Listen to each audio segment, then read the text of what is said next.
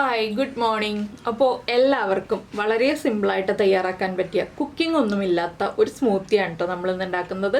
ഇത് ഇങ്ങനെ ഒരു കളറിലിരിക്കുമ്പോൾ നിങ്ങൾക്ക് ഇതിൽ എന്തൊക്കെ ഇൻഗ്രീഡിയൻസ് ഉണ്ടെന്ന് അറിയാൻ പറ്റില്ലായിരിക്കും, പക്ഷെ വളരെ ടേസ്റ്റാണ്. എന്തായാലും എല്ലാവരും ഒരു പ്രാവശ്യമെങ്കിലും ഒന്ന് ട്രൈ ചെയ്ത് നോക്കിക്കോളൂ. ഡയറ്റ് നോക്കുന്ന ആൾക്കാർക്കും കഴിക്കാൻ പറ്റുന്ന റെസിപ്പിയാണ്. അപ്പോൾ ഇടയ്ക്ക് നമുക്ക് കമൻറ്റ്സ് തരാറുണ്ട്, ചേച്ചി എന്താണ് ഡയറ്റ് ചെയ്യുന്ന ആളുകൾക്ക് പറ്റുന്ന റെസിപ്പികളൊക്കെ ചെയ്യാത്തതെന്ന് വെച്ചിട്ട്. അപ്പോൾ ഇത് നമ്മുടെ ഷുഗർ ഇല്ലാതെ ഫൈബർ റിച്ച് ആയിട്ടുള്ള ഒരു റെസിപ്പിയാണിത്. ഷുഗർ വേണമെന്നുണ്ടെങ്കിൽ കുട്ടികൾക്കൊക്കെ ആണെങ്കിൽ പഞ്ചസാര ചേർക്കാം. പഞ്ചസാരയേക്കാൾ നല്ലത് തേൻ ചേർത്തിട്ട് കൊടുക്കുന്നതാണ്. അപ്പോൾ നിങ്ങൾ എന്തായാലും ട്രൈ ചെയ്ത് നോക്കും എന്ന് വിചാരിക്കുന്നു. നമ്മുടെ ഓട്സ് ബനാന സ്മൂത്തി എങ്ങനെയാണ് തയ്യാറാക്കുന്നതെന്ന് നോക്കാം. നമുക്ക് ആവശ്യമുള്ള സാധനങ്ങൾ എന്തൊക്കെയാണെന്ന് നോക്കിയാലോ. നമ്മളിപ്പോൾ ഒരു 2 ടേബിൾ സ്പൂൺ ഓട്സ് എടുത്തിട്ടുണ്ട്. അതുപോലെ തന്നെ 4 ഡേറ്റ്സ് എടുത്തിട്ടുണ്ട്, 4 കാഷ്യൂനട്ട് എടുത്തിട്ടുണ്ട്. കാഷ്യൂനട്ട് ഓപ്ഷനിലാണ് കേട്ടോ, നിങ്ങൾക്ക് താല്പര്യമുണ്ടെങ്കിൽ മാത്രം ചേർത്താൽ മതി, ഇല്ലെങ്കിൽ ചേർക്കണ്ട. പിന്നെ എടുത്തിരിക്കുന്നത് 1 കപ്പ് തിളപ്പിച്ച് ചൂട് മാറിയ പാലാണ്. തിളപ്പിച്ച പാൽ തന്നെ എടുക്കുക. നമ്മളിപ്പോൾ ഷേക്സ് ഉണ്ടാക്കാനും സ്മൂത്തി ഉണ്ടാക്കാനും ഒക്കെ തിളപ്പിച്ച പാൽ തന്നെ എടുക്കുക കേട്ടോ. തിളപ്പിക്കാത്ത പാൽ എടുത്തിട്ടുണ്ടെങ്കിൽ നമുക്ക് അത്ര സുഖം തോന്നില്ല കഴിക്കാൻ. ചിലർക്ക് ഇഷ്ടമായിരിക്കും. ഞാനപ്പോൾ എൻ്റെ ഒരു അഭിപ്രായം പറഞ്ഞു എന്നേ ഉള്ളൂ. പിന്നെ ഒരു ഏത്തപ്പഴം എടുത്തിട്ടുണ്ട്. ഈ ഏത്തപ്പഴത്തിൻ്റെ മുഴുവൻ വേണ്ട, പകുതി മതി. എനിക്ക് ചെറിയ ഏത്തപ്പഴം കിട്ടിയില്ല, അതുകൊണ്ടാണ് ഞാൻ ഈ ഒരു വലിപ്പത്തിലുള്ള ഏത്തപ്പഴം എടുത്തിട്ടുള്ളത്. നന്നായി പഴുത്ത ഏത്തപ്പഴം പകുതി എടുക്കുക, ഇല്ലെങ്കിൽ ഞാലിപ്പൂവൻ പഴം എടുക്കാം. അപ്പോൾ ഡയറ്റൊക്കെ ചെയ്യുന്ന ആളുകളാണെങ്കിൽ കുറച്ച് കൂടുതൽ കലോറിയുള്ള ഫുഡൊക്കെ വേണ്ടി വരുമല്ലോ. അപ്പോൾ നമ്മൾ ഫൈബർ റിച്ച് ആവാൻ വേണ്ടിയിട്ട് ഓട്സ് എടുക്കുന്നുണ്ട്, അതുപോലെ തന്നെ കലോറി കൂടുതൽ കിട്ടാൻ വേണ്ടിയിട്ട് നമ്മുടെ ഏത്തപ്പഴം എടുക്കുന്നുണ്ട്. അതുകൊണ്ടാണ് ഞാലിപ്പൂവൻ പഴം ഞാൻ ഒഴിവാക്കിയത്. ഞാലിപ്പൂവൻ പഴം ആണെങ്കിൽ ഒരെണ്ണം എടുത്താൽ മതി, അതും ചേർക്കാം. ഏത്തപ്പഴം ഒഴിവാക്കിയിട്ട് പഞ്ചസാരയൊന്നും ചേർക്കുന്നില്ല. നിങ്ങൾക്ക് ആവശ്യമാണെങ്കിൽ പഞ്ചസാര ചേർക്കാം, അല്ലെങ്കിൽ തേൻ ചേർക്കാം. ഞാനിത് രണ്ടും ചേർക്കുന്നില്ല, ഈന്തപ്പഴത്തിൻ്റെ മധുരത്തിലാണ് ചെയ്യുന്നത്. അപ്പോൾ ആദ്യം നമുക്ക് ഈ ഓട്സിലേക്ക് നമ്മുടെ കാഷ്യൂനട്ടും അതുപോലെ തന്നെ ഡേറ്റ്സിൻ്റെ സീഡ്സ് റിമൂവ് ചെയ്തിട്ട് ഡേറ്റ്സും കൂടി ചേർത്തിട്ട് കുറച്ച് പാലൊഴിച്ചൊന്ന് സോഫ്റ്റ് ആവാൻ വേണ്ടി വയ്ക്കാം. ഇത് ഒരുപാട് ലൂസായിട്ടുള്ള ഒരു സ്മൂത്തി അല്ല, കുറച്ച് തിക്കായിട്ടുള്ള സ്മൂത്തിയാണ്. അപ്പോൾ ഞാൻ ഇത്രയും പാലൊഴിച്ചിട്ടുണ്ട്, ഒരു പകുതി പാലൊഴിച്ചിട്ടുണ്ട്. ഇനി ഇതൊരു 10 മിനിറ്റ് റെസ്റ്റ് ചെയ്യാൻ വയ്ക്കാം. ഡേറ്റ്സും കൂടി ചേർത്ത് വയ്ക്കണം കേട്ടോ. ഡേറ്റ്സിൻ്റെ സീഡ്സ് റിമൂവ് ചെയ്തിട്ട് ചെറുതായിട്ട് കട്ട് ചെയ്യൊന്നും വേണ്ട, അങ്ങനെ തന്നെ നമുക്ക് വയ്ക്കാം.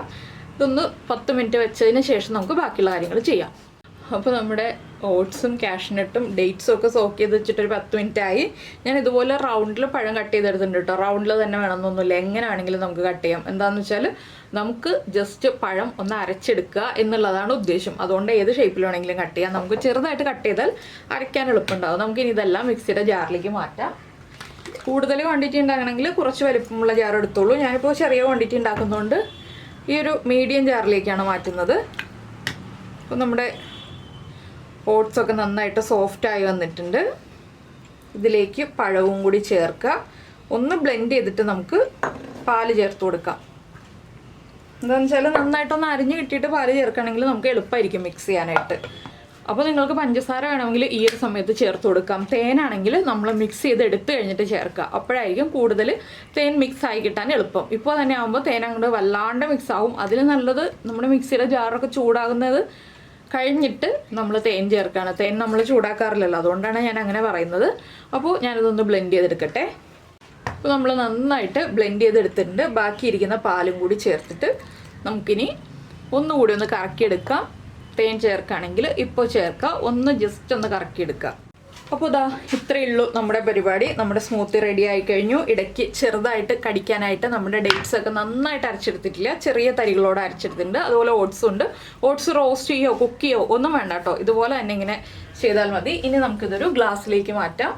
നല്ല തിക്കായിട്ടുള്ള സ്മൂത്തിയാണ്. നിങ്ങൾക്ക് കുറച്ച് ലൂസായിട്ടുള്ള സ്മൂത്തി മതി എന്നുണ്ടെങ്കിൽ പാലിൻ്റെ അളവ് കൂട്ടാം കേട്ടോ.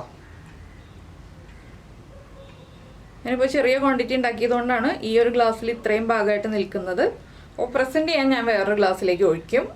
കണ്ടോ, നിങ്ങളിപ്പോൾ സ്മൂത്തിയുടെ തിക്നെസ് കാണിച്ചു തരാൻ വേണ്ടിയാണ് ഞാനിത് ഇതുപോലെ ഒഴിച്ച് കാണിച്ചത്. അപ്പോൾ ഈ ഒരു സ്മൂത്തി ഉണ്ടാക്കുക. ഇതിൻ്റെ മുകളിലേക്ക് നമുക്ക് ഇഷ്ടമുള്ള ഡ്രൈ ഫ്രൂട്ട്സ് ഇട്ടിട്ട് ഗാർണിഷ് ചെയ്യാം. ഞാനിപ്പോൾ വേറൊരു ഗ്ലാസ്സിലേക്ക് മാറ്റിയിട്ട് ഗാർണിഷ് ചെയ്തൊക്കെ കാണിക്കാം. അപ്പോൾ എന്തായാലും നമ്മുടെ ഈ ഒരു സിമ്പിൾ റെസിപ്പി നിങ്ങൾക്ക് എല്ലാവർക്കും ഇഷ്ടമായിട്ടുണ്ടാവുമെന്ന് വിചാരിക്കുന്നു. ഇഷ്ടമായിട്ടുണ്ടെങ്കിൽ ഉറപ്പായിട്ടൊന്ന് ട്രൈ ചെയ്ത് നോക്കണം കേട്ടോ.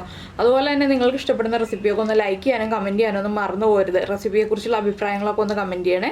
പിന്നെ നമ്മുടെ ചാനൽ ആദ്യമായിട്ട് കാണുകയാണ്, നമ്മുടെ വീഡിയോ പ്രസൻറ്റ് ചെയ്യുന്ന രീതിയൊക്കെ ഇഷ്ടമായിരുന്നുണ്ടെങ്കിൽ നമ്മുടെ ചാനലൊന്ന് സബ്സ്ക്രൈബ് ചെയ്ത് സപ്പോർട്ട് ചെയ്യണേ. സബ്സ്ക്രൈബ് ചെയ്യുന്നതിന് ഈ വീഡിയോയുടെ താഴെയുള്ള റെഡ് സബ്സ്ക്രൈബ് ബട്ടൺ ഒന്ന് ക്ലിക്ക് ചെയ്യുക. അതിൻ്റെ റൈറ്റ് സൈഡിലുള്ള ബെൽ ഐക്കണും ക്ലിക്ക് ചെയ്യുക. അപ്പോൾ ഓൾ എന്ന് പറഞ്ഞിട്ടൊരു ഓപ്ഷൻ കാണാം. ആ ഓളും കൂടി പ്രസ് ചെയ്തിട്ടുണ്ടെങ്കിൽ ഞാൻ എപ്പോഴും വീഡിയോ അപ്ലോഡ് ചെയ്യുമ്പോൾ നിങ്ങൾക്ക് നോട്ടിഫിക്കേഷൻ വരും.